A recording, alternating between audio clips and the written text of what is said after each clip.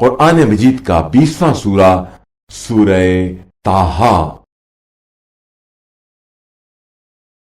بسم الله الرحمن الرحيم. طه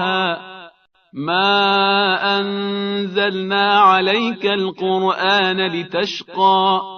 إلا تذكرة لمن يخشى تنزيلا ممن خلق الأرض والسماوات العلى الرحمن على العرش استوى له ما في السماوات وما في الأرض وما بينهما وما تحت الثرى وإن تجهر بالقول فإنه يعلم السر وأخفى الله لا إله إلا هو له الأسماء الحسنى وهل أتاك حديث موسى إذ رأى نارا فقال لأهلهم كثوا إني آنست نارا لعلي آتيكم منها بقبس أو أجد على النار هدى فلما أتاها نودي يا موسى إني أنا ربك فاخلع نعليك إنك بالوادي المقدس طوى وأنا اخترتك فاستمع لما يوحى إنني أنا الله لا إله إلا أنا فاعبدني وأقم الصلاة لذكري إن الساعة آتية أكاد أخفيها لتجزى كل نفس بما تسعى فلا يصدنك عنها من لا يؤمن بها واتبع هواه فتردى وما تلك بيمينك يا موسى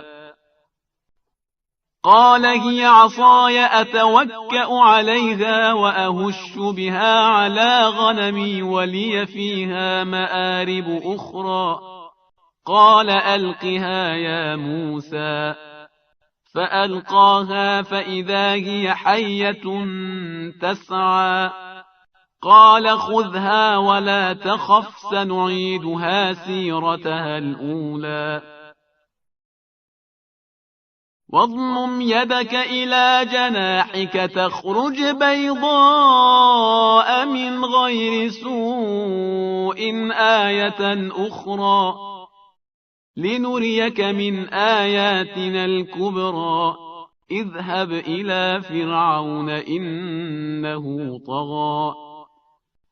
قال رب اشرح لي صدري ويسر لي أمري واحلل عقدة من لساني يفقه قولي واجعل لي وزيرا من أهلي هارون أخي أشدد به أزري وأشركه في أمري كي نسبحك كثيرا ونذكرك كثيرا إنك كنت بنا بصيرا قال قد أوتيت سؤلك يا موسى ولقد مننا عليك مرة أخرى إذ أوحينا إلى أمك ما يوحى أن اقذفيه في التابوت فاقذفيه في اليم فليلقه اليم بالساحل يأخذه عدو لي وعدو له وألقيت عليك محبة مني ولتصنع على عيني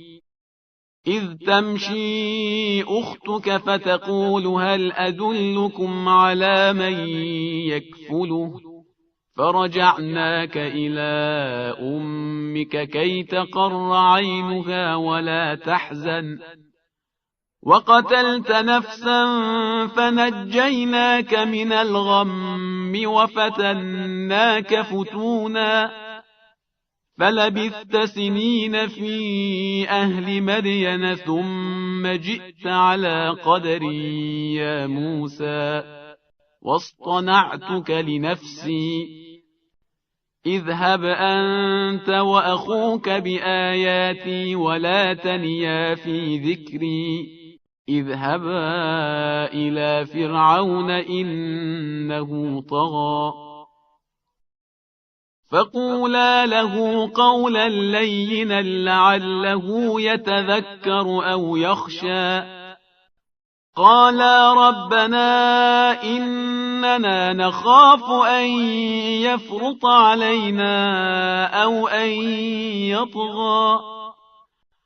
قال لا تخافا إنني معكما أسمع وأرى فأتياه فقولا إنا رسولا ربك فأرسل معنا بني إسرائيل ولا تعذبهم قد جئناك بآية من ربك والسلام على من اتبع الهدى إنا قد أوحي إلينا أن العذاب على من كذب وتولى قال فمن ربكما يا موسى قال ربنا الذي أعطى كل شيء خلقه ثم هدى قال فما بال القرون الأولى قال علمها عند ربي في كتاب لا يضل ربي ولا ينسى الذي جعل لكم الأرض مهدا وسلك لكم فيها سبلا وأنزل من السماء ماء فأخرجنا به أزواجا من نبات شتى كلوا وارعوا أنعامكم إن في ذلك لآيات لأولي النهى منها خلقناكم وفيها نعيدكم ومنها نخرجكم تارة أخرى ولقد أريناه آياتنا كلها فكذب وأبى قال أجئتنا لتخرجنا من أرضنا بسحرك يا موسى فلنأتينك بسحر مثله فاجعل بيننا وبينك موعدا لا نخلفه نحن ولا أنت مكانا سوى قال موعدكم يوم الزينة وأن يحشر الناس ضحى فتولى فرعون فجمع كيده ثم أتى قال لهم موسى ويلكم لا تفتروا على الله كذبا فيسحتكم بعذاب وقد خاب من افترى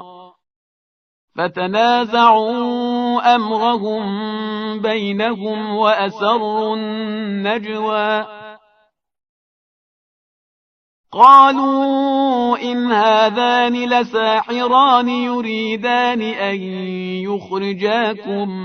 من أرضكم بسحرهما ويذهبا بطريقتكم المثلى فأجمعوا كيدكم ثم أتوا صفا وقد أفلح اليوم من استعلى قالوا يا موسى إما أن تلقي وإما أن نكون أول من ألقى قال بل ألقوا فإذا حبالهم وعصيهم يخيل إليه من سحرهم أنها تسعى فأوجس في نفسه خيفة موسى قلنا لا تخف إنك أنت الأعلى وألق ما في يمينك تلقف ما صنعوا إنما صنعوا كيد ساحر ولا يفلح الساحر حيث أتى فألقي السحرة سجدا قالوا آمنا برب هارون وموسى قال آمنتم له قبل أن آذن لكم إنه لكبيركم الذي علمكم السحر فلأقطعن أيديكم وأرجلكم من خلاف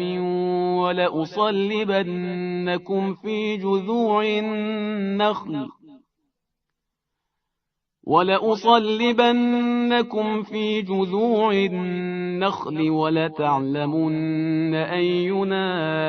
أشد عذابا وأبقى قالوا لن نؤثرك على ما جاءنا من البينات والذي فطرنا فاقض ما أنت قاض إنما تقضي هذه الحياة الدنيا إنا آمنا بربنا ليغفر لنا خطايانا وما أكرهتنا عليه من السحر والله خير وأبقى إنه من يأت ربه مجرما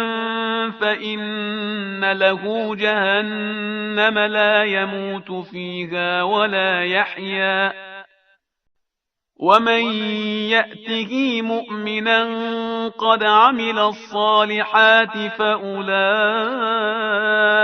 لهم الدرجات العلى جنات عدن تجري من تحتها الأنهار خالدين فيها وذلك جزاء من تزكى ولقد أوحينا إلى موسى أن أسر بعبادي فاضرب لهم طريقا في البحر يبسا لا تخاف دركا ولا تخشى فأتبعهم فرعون بجنوده فغشيهم من اليم ما غشيهم وأضل فرعون قومه وما هدى يا بني إسرائيل قد أنجيناكم من عدوكم وواعدناكم جانب الطور الأيمن ونزلنا عليكم المن والسلوى كلوا من طيبات ما رزقناكم ولا تطغوا فيه فيحل عليكم غضبي ومن يحلل عليه غضبي فقد هوى وإني لغفار لمن تاب وآمن وعمل صالحا ثم اهتدى وما أعجلك عن قومك يا موسى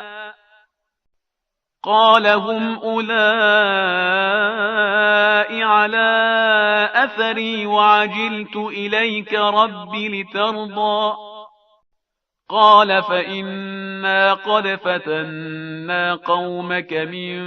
بعدك وأضلهم السامري فرجع موسى إلى قومه غضبان أسفا قال يا قوم ألم يعدكم ربكم وعدا حسنا أفطال عليكم العهد أم أردتم أن يحل عليكم غضب من ربكم فأخلفتم موعدي قالوا ما أخلفنا موعدك بملكنا ولكننا حملنا أوزارا من زينة القوم فقذفناها فكذلك ألقى السامري فأخرج لهم عجلا جسدا له خوار فقالوا هذا إلهكم وإله موسى فنسي أفلا يرون ألا يرجع إليهم قولا ولا يملك لهم ضرا ولا نفعا ولقد قال لهم هارون من قبل يا قوم إنما فتنتم به وإن ربكم الرحمن فاتبعوني وأطيعوا أمري قالوا لن نبرح عليه عاكفين حتى يرجع إلينا موسى قال يا هارون ما منعك إذ رأيتهم ضلوا ألا تتبعني أفعصيت أمري قال يا ابن أم لا تأخذ بلحيتي ولا برأسي إني خشيت أن تقول فرقت بين بني إسرائيل ولم ترقب قولي قال فما خطبك يا سامري قال بصرت بما لم يبصروا به فقبضت قبضة من أثر الرسول فنبذتها وكذلك سولت لي نفسي قال فاذهب فإن لك في الحياة أن تقول لا مساس وإن لك موعدا لن تخلفه وانظر إلى إلهك الذي ظلت عليه عاكفا لنحرقنه ثم لننسفنه في اليم نسفا إنما إلهكم الله الذي لا إله إلا هو وسع كل شيء علما كذلك نقص عليك من أنباء ما قد سبق وقد آتيناك من لدنا ذكرا من أعرض عنه فإنه يحمل يوم القيامة وزرا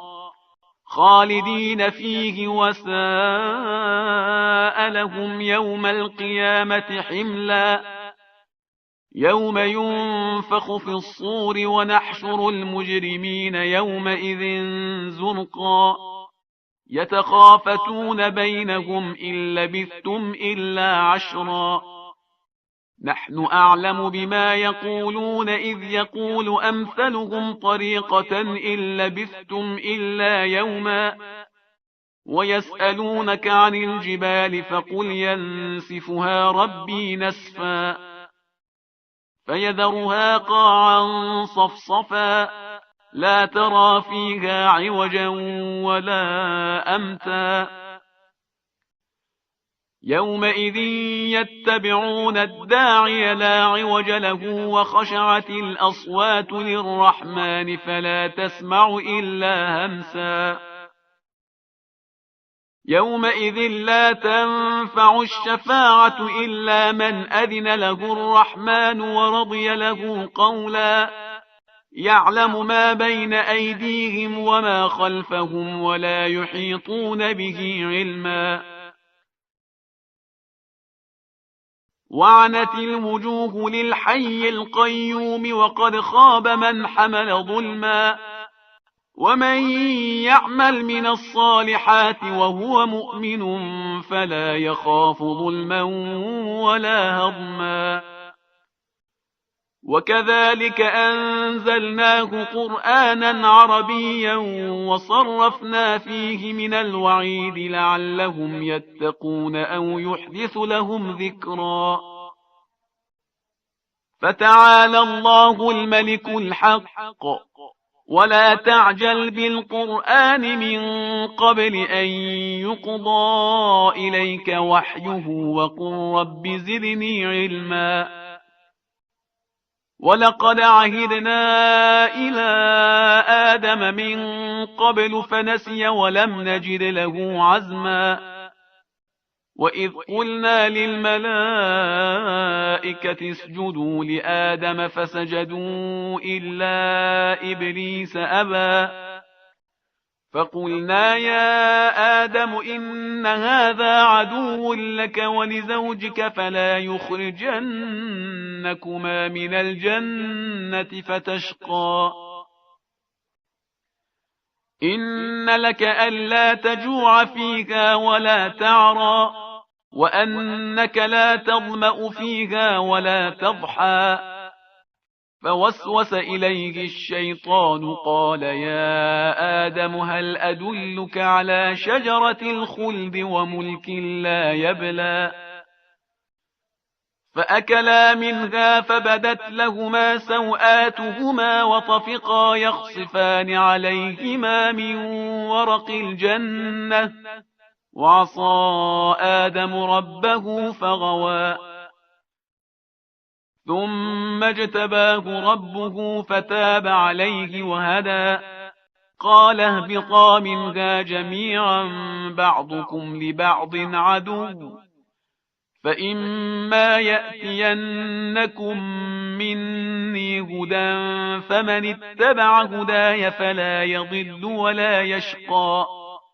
ومن أعرض عن ذكري فإن له معيشة ضنكا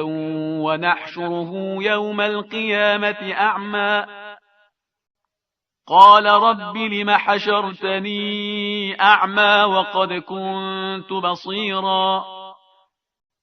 قال كذلك أتتك آياتنا فنسيتها وكذلك اليوم تنسى وكذلك نجزي من أسرف ولم يؤمن بآيات ربه ولعذاب الآخرة أشد وأبقى أفلم يهد لهم كم أهلكنا قبلهم من القرون يمشون في مساكنهم إن في ذلك لآيات لأولي النهى ولولا كلمة سبقت من ربك لكان لزاما وأجل مسمى فاصبر على ما يقولون وسبح بحمد ربك قبل طلوع الشمس وقبل غروبها ومن آناء الليل فسبح وأطراف النهار لعلك ترضى ولا تمدن عينيك إلى ما متعنا به أزواجا